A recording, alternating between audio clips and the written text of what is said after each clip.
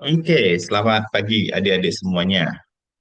Jika pada pertemuan sebelumnya kita sudah membahas bagaimana air dan mineral diserap dari akar menuju daun, maka pada pertemuan ini kita akan membahas bagaimana hasil fotosintesis diedarkan dari daun ke seluruh bagian tanaman. Hasil fotosintesis yang dilakukan oleh sel-sel mesofil itu akan diangkut melalui dua mekanisme, yaitu secara simplas ya dari sel ke sel melalui plasmodesmata dan juga melalui jalur apoplas yaitu melewati dinding sel.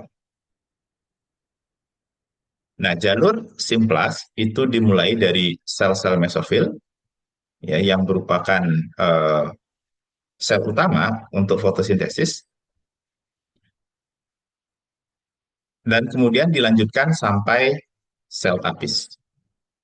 Nah, sedangkan jalur apoplas itu dimulai dari parenkim floem, kemudian sel pengiring, dan berlanjut sampai sel tapis. Nah, di sel tapis itu akan terjadi pengalihan jalur apoplas, kemudian masuk kembali ke dalam sel tapis. Nah, proses ini itu akan melibatkan mekanisme yang dikenal dengan transport aktif sekunder. Nah, pada transport aktif sekunder, pertama-tama ya harus terjadi transport aktif primer terlebih dahulu. Ya, transport aktif primer adalah transport aktif yang melibatkan energi berupa ATP. Jadi, pada transport aktif primer ini, ion hidrogen akan dipompa secara aktif dari sitoplasma sel tapis menuju dinding sel tapis. Nah, sehingga menciptakan kondisi konsentrasi H plus yang tinggi di dinding sel tapis dibandingkan dengan konsentrasi H plus yang ada di sitoplasma. Nah, gradien H plus ini akan menjadi sumber energi untuk proses kotransport dari sukrosa yang bergerak dari dinding sel menuju sitoplasma. Ya, jadi di sini perlu diingat bahwa konsentrasi sukrosa di dinding sel tapis itu lebih rendah daripada konsentrasi sukrosa yang ada di sitoplasma. Itulah alasannya kenapa harus ditransport secara aktif. Nah, kotransport inilah yang dikenal dengan nama eh, transport aktif sekunder.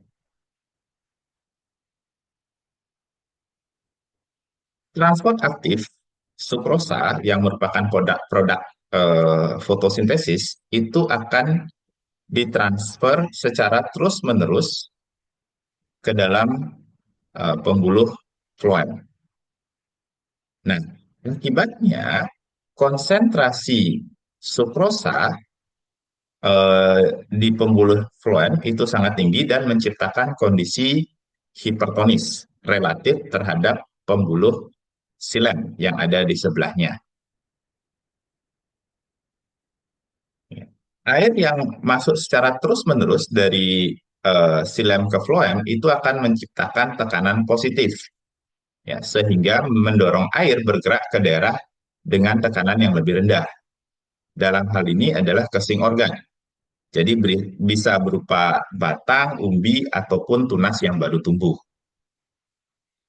Nah, aliran air akibat perbedaan tekanan ini disebut dengan istilah aliran massa atau dalam bahasa Inggrisnya disebut dengan istilah book flow.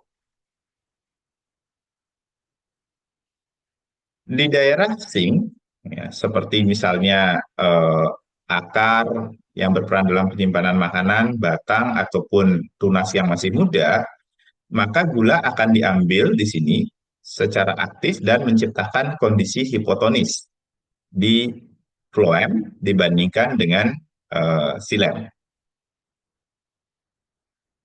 Kondisi tersebut akan menyebabkan terjadinya osmosis air dari dari floem menuju silem dan kemudian menciptakan tekanan positif di daerah silem sehingga akan terjadi aliran massa di pembuluh Silakan. Baik, itulah sedikit penjelasan tentang bagaimana mekanisme eh, transportasi sukrosa sebagai produk dari fotosintesis dari sumber produksinya itu di daun ke organ yang membutuhkan atau sing organ. Nah, dalam hal ini berupa umbi ataupun tunas yang baru tumbuh. Oke, sekian pembahasannya. Semoga membantu. Jika ada eh, kritik atau saran ataupun materi yang ingin dibahas, silahkan ditulis di kolom komentar. Terima kasih.